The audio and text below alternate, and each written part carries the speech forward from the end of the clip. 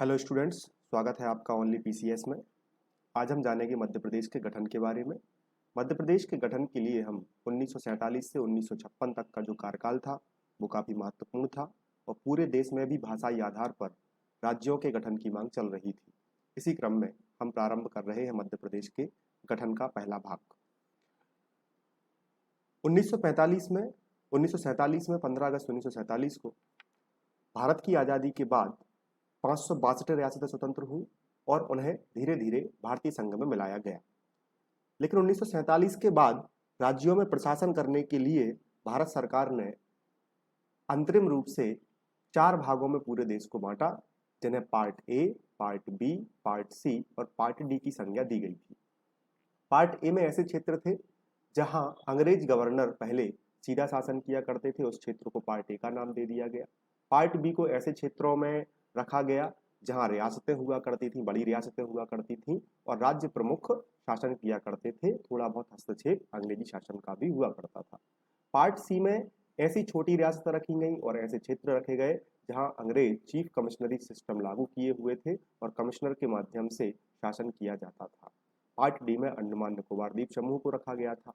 मध्य प्रदेश की दृष्टि से हमें पार्ट ए, पार्ट बी और पार्ट सी के भागों को पढ़ना पड़ेगा, क्योंकि मध्य प्रदेश का निर्माण इन्हीं तीनों भागों के कुछ हिस्सों को समावेशित करके किया गया है। लेकिन उसके पहले हमें समझना होगा कि भाषाई आधार पर राज्यों के गठन की जो मांग चल रही थी उसका प्रभाव मध्य प्रदेश पर क्या पड़ा। यह कुछ 1956 में राज्य निकल करके आए थे। 1956 से पहले 1947 की स्थिति में यह राज्य आपको दिखाई दे रहे हैं। हम समझते हैं 1948 में क्या हुआ था। 1948 में सरकार ने भाषाई आधार पर जो गठन की मांग चल रही थी उसे सुलझाने के लिए एक आयोग का गठन किया गया, जिसे श्याम कृष्णधर आयोग कहा गया। एस के धर आयोग या श्याम कृष्णधर आयोग ने भाषाई आधार पर प्रदेशों की गठन की मांग का विरोध कर दिया कि भाई ये ठीक नहीं है। इसके बाद कांग्रेस ने जयपुर अधिवेशन 1948 में एक समिति बनाई जिसका नाम दिया गया जेबीपी समिति, जिसमें पंडित जवाहरलाल नेहरू जी, सरदार वल्लभ भाई पटेल जी और पट्टाभी सीतारमैया जी हुआ करते थे। इस जेबीपी समिति ने भी कहा कि भाषाई आधार पर यदि हम राज्यों की मांग को स्वीकार कर लेते हैं तो फिर यह आगे भविष्य में देश की अखंडता के लिए खतरा बन सकता है। इसलिए इन्होंने भी भाषाई आधार पर जो राज्यों के गठन की मांग चल रही थी उसको ठुकरा दिया और इनके इस समिति के निर्णय के बाद तेलुगु भाषा के आधार पर जो आंध्र प्रदेश के गठन की मांग कर रहे लोग थे उनमें प्रमुख चेहरा था पोट्टी श्री रामुलु जी का, जिनका 58 दिन के अनशन के बाद निधन हो गया। और आंदोलन में अगर ऐसी एक्टिविटीज होती हैं तो आंदोलन तीव्र हो जाता है। आंदोलन तीव्र हुआ, हिंसक हुआ और परिणाम स्वरूप सरकार झुकी और सरकार ने 1953 को फजल अली आयोग का गठन किया। फजल अली आयोग जी की अध्यक्षता में इसमें 2 और इसके सदस्य बनाए, हृदयनाथ कुंजरू जी, के.एम. पणिक्कर जी, और इस आयोग ने अपनी रिपोर्ट सौंपी और उसकी रिपोर्ट के आधार पर 7वें संविधान संशोधन द्वारा 1956 को 14 राज्य और 6 केंद्र शासित प्रदेश बनाए गए, जिनमें एक मध्य प्रदेश भी था। और इन्होंने तर्क दिया था कि प्रशासन को आम लोगों की भाषा में काम करना चाहिए ताकि प्रशासन आम लोगों से जुड़ सके। और एक अच्छे तर्क के साथ भारत सरकार ने इनकी मांग को माना और 14 राज्य और 6 केंद्र शासित प्रदेश बने। लेकिन 1947 से 1956 तक पार्ट ए, बी, सी में विभाजित मध्य प्रदेश में किस तरीके से शासन किया जा रहा था उसे हम समझते हैं। चलिए सबसे पहले हम देखते हैं पार्ट ए वाला क्षेत्र। पार्ट ए वाला क्षेत्र जो आप देख रहे हैं, यह क्षेत्र इसको कहा जाता था सेंट्रल प्रोविंस और बरार वाला क्षेत्र। इस क्षेत्र का छोटा सा इतिहास है। यह क्षेत्र अंग्रेजों ने मराठों से जीता था और कुछ मुगलों से भी जीता था। नागपुर एक प्रेसिडेंसी हुआ करती थी, उसका नाम बदल करके अंग्रेजों ने 1861 में इसे सेंट्रल प्रोविंस नाम दिया था और बाद में इसमें बरार क्षेत्र को भी जोड़ा था। यह क्षेत्र जब मध्य प्रदेश में शामिल हुआ तो इसके साथ महाकौशल वाला क्षेत्र, छत्तीसगढ़ वाला क्षेत्र और यह नागपुर वाला क्षेत्र इसके लिए शामिल किया गया और इसकी राजधानी बनाई गई नागपुर।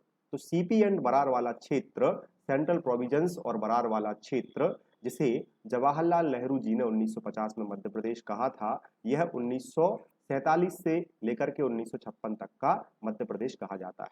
ठीक है, इसमें 22 जिले हुआ करते थे और 5 संभाग हुआ करते थे। संभाग के नाम याद करना आवश्यक है, जबलपुर, नर्मदा, नागपुर, छत्तीसगढ़ और बरार इसके संभाग हुआ करते थे। इस क्षेत्र में 1947 के बाद प्रथम मुख्यमंत्री के रूप में पंडित श्री रविशंकर शुक्ल जी को नियुक्त किया गया और इनके राज्यपाल थे ई राघवेंद्र राव जी और राजधानी बनाई गई थी नागपुर। विधानसभा भी नागपुर में ही संचालित होती थी। तो यह था सेंट्रल प्रोविजंस वाला पार्ट, जो पार्ट ए के नाम से मध्य प्रदेश में शामिल किया गया था।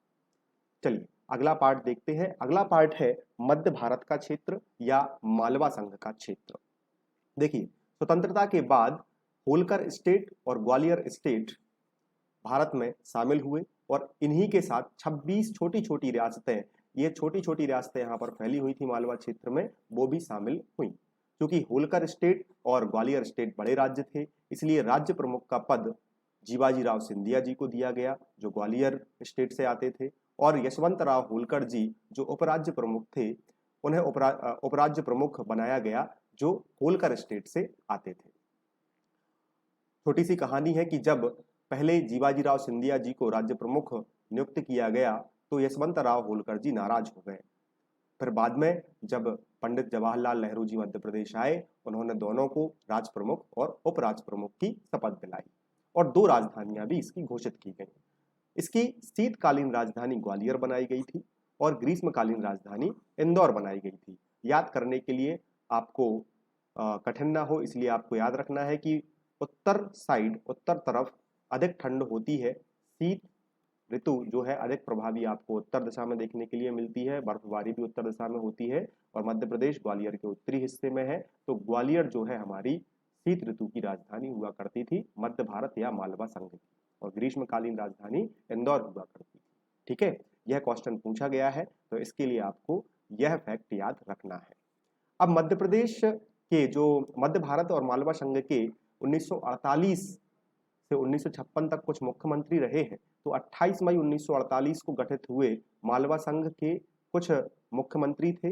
लीलाधर जोशी जी यहाँ के प्रथम मुख्यमंत्री बने, उसके बाद गोपी कृष्ण विजयवर्गीय जी रहे, फिर तखतमल जैन जी रहे, फिर मिश्रीलाल गंगवाल जी रहे और तखतमल जैन जी पुनः बने। आपको याद रखना है कि मालवा संघ में तखतमल जैन जी राज्यपाल की भूमिका में भी रह चुके थे। ठीक है, तो यह था मालवा संघ। और मालवा संघ का जब गठन किया गया तो 16 जिलों का प्रारूप सामने निकल करके आया था। तो 2 से 3 चीजें आपको याद रखनी है कि मालवा संघ का गठन 28 मई 1948 को हुआ। राज्य प्रमुख ग्वालियर स्टेट के जीवाजी राव सिंधिया थे। यशवंत राव होलकर जी उपराज्य प्रमुख थे। शीतकालीन राजधानी ग्वालियर थी और ग्रीष्मकालीन राजधानी इंदौर थी। बाकी तखतमल जैन जी, लीलाधर जोशी जी और 16 जिलों का निर्माण, यह कुछ महत्वपूर्ण फैक्ट हैं आपको जो याद रखने हैं। चलिए आगे बढ़ते हैं, पार्ट सी की बात करते हैं। तो पार्ट सी क्या हुआ करता था? पार्ट सी का गठन 1948 में विंध्य प्रदेश के रूप में किया गया, या कहें तो विंध्य प्रदेश जो है पार्ट सी का हिस्सा 1948 के रूप में घोषित किया गया। इसमें कौन कौन सा क्षेत्र था? तो यह रीवा वाला क्षेत्र था, यह कुछ बघेलखंड वाला क्षेत्र था और यह बुंदेलखंड वाला क्षेत्र था। इसके 8 जिले काफी महत्वपूर्ण है साथियों। पन्ना, छतरपुर, टीकमगढ़, दतिया, बघेलखंड और रीवा के रीवा, सतना, सीधी और शहडोल वाले क्षेत्र इसमें शामिल किए गए थे। विंध्य प्रदेश के जो राज प्रमुख थे वह राजा मार्तंड से रीवा नियुक्त किए गए थे। एक काफी अच्छा मैं महत्वपूर्ण फैक्ट आपको बताने जा रहा हूं कि डॉक्टर हरि सिंह गौर सर जो थे, डॉक्टर हरि सिंह गौर विश्वविद्यालय के संस्थापक, उन्होंने रीवा स्टेट के लिए या विंध्य प्रदेश के लिए 1947 के पहले संविधान का निर्माण कर दिया था। क्योंकि एक चर्चा चल रही थी आजादी के पहले कि अब राज्यों में या अब प्रिंसली स्टेटों में हमें लोकतंत्र की भूमिका निभानी है या छोटा सा संविधान लागू करके शासन करना है। तो डॉक्टर हरि सिंह गौर जी ने 1947 के पहले जो विंध्य प्रदेश है उसका संविधान बनाया था। यह एक महत्वपूर्ण फैक्ट है, यह आप याद रख सकते हैं। बाकी 1947 में जब भारत आजाद हुआ तो रीवा या विंध्य प्रदेश भी मध्य भारत में शामिल हुआ था। इसके उपराज्य प्रमुख बनाए गए थे पन्ना राजवंश के यादवेंद्र सिंह, इनका नाम महत्वपूर्ण है क्योंकि यह दोनों राजवंश अभी भी चले आ रहे हैं। तो यादवेंद्र सिंह पन्ना और मार्तंड सिंह रीवा का नाम आपको याद रखना है। अब यहाँ पर मुख्यमंत्री की जो पोस्ट है वह मिली थी अवधेश प्रताप सिंह रीवा जी के लिए, और साथ ही साथ बुंदेलखंड वाले क्षेत्र में कामता प्रसाद सक्सेना जी जो नौगांव से आते थे, उन्हें भी मुख्यमंत्री छोटे समय के लिए नियुक्त किया गया था। बाद में अवधेश प्रताप सिंह जी को पूरे विंध्य प्रदेश का मुख्यमंत्री बनाया गया, और 1952 में जब चुनाव हुए तो 1956 तक, 1952 से 1956 तक बहुत ही प्रसिद्ध हस्ती शंभुनाथ शुक्ल जी विंध्य प्रदेश के मुख्यमंत्री नियुक्त किए गए थे। तो अगर प्रश्न आए कि आजादी के बाद तुरंत बाद कौन किया गया था नियुक्त, तो अवधेश प्रताप सिंह जी किए गए थे। अवधेश प्रताप सिंह जी के नाम पर रीवा में एक विश्वविद्यालय है जिसे एपीएस यूनिवर्सिटी कहा जाता है, और शंभुनाथ शुक्ल जी जो है विंध्य प्रदेश के मुख्यमंत्री रहे थे 1952 से लेकर के 1956 तक। यह थी पार्ट ए बी और सी की कहानी। लेकिन पार्ट सी में एक हिस्सा भोपाल का भी आता है, क्योंकि भोपाल उन रियासतों में से या उन स्टेट्स में शामिल था जो भारत संघ में शामिल नहीं होना चाह रहा था, लेकिन बाद में दबाव पूर्वक वह शामिल कराया गया था। चलिए तो भोपाल की कहानी समझते हैं। 1818 ईस्वी में नजर मोहम्मद खान जी ने अंग्रेजों के साथ भोपाल की संधि की और अंग्रेजों ने इसे ब्रिटिश प्रिंसली स्टेट बनाया। भारत की स्वतंत्रता 1947 के बाद भोपाल के नवाब हमीदुल्ला खान हुआ करते थे, और इन्होंने कहा कि हम भोपाल को स्वतंत्र रखेंगे, है ना। लेकिन इनकी दाल नहीं गली, दाल गल नहीं पा रही थी, यह अपने निर्णय लेते जा रहे थे। इन्होंने अपना प्रधानमंत्री चतुर नारायण मालवीय जी को नियुक्त कर दिया। बात और आगे बढ़ गई और यहाँ पर काम कर रहे थे शंकर दयाल शर्मा जी। शंकर दयाल शर्मा जी उस समय शीर्ष के नेताओं के काफी चहेते थे। इन्होंने भारत सरकार से दबाव डलवाया और भोपाल को भारत संघ में शामिल करवाने की कोशिश की। भोपाल के नवाब दबाव में आए। 30 अप्रैल को उन्होंने अपना निर्णय लिया और 1 जून 1949 से भोपाल का भारतीय संघ में विलय हुआ और इसे पार्ट सी के अंतर्गत रखा गया। तो पार्ट सी के अंतर्गत विंध्य प्रदेश और भोपाल दोनों आपके लिए याद रखना है। भारत सरकार ने यहाँ पर कमिश्नरी व्यवस्था को लागू किया शुरुआत में, और एनबी बनर्जी जी को भोपाल का चीफ कमिश्नर नियुक्त किया था, जो कि काफी लंबे समय तक चीफ कमिश्नर रहे। और बाद में 1952 में जब भोपाल विधानसभा के लिए चुनाव हुए तो शंकर दयाल शर्मा जी भोपाल के मुख्यमंत्री चुने गए थे। शंकर दयाल शर्मा जी उस समय भारत के सबसे युवा मुख्यमंत्रियों में से एक हुआ करते थे, जो आगे चल करके भारत के राष्ट्रपति भी बने थे।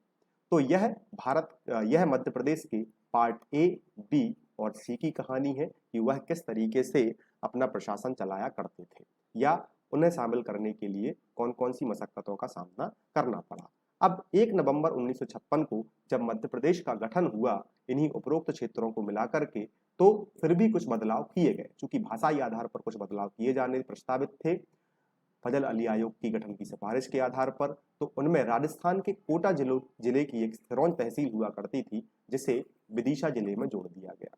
मंदसौर जिले के भानपुरा तहसील के सुनील टप्पा गांव को राजस्थान में दिया गया, और जो मराठी भाषी जिले मध्य प्रदेश में हुआ करते थे बुल्ढाना, अकोला, अमरावती, यवतमाल, वर्धा, नागपुर, भंडारा और चांदा को बॉम्बे, तत्कालीन बॉम्बे राज्य, उस समय महाराष्ट्र को बॉम्बे राज्य कहा जाता था, को दे दिए गए।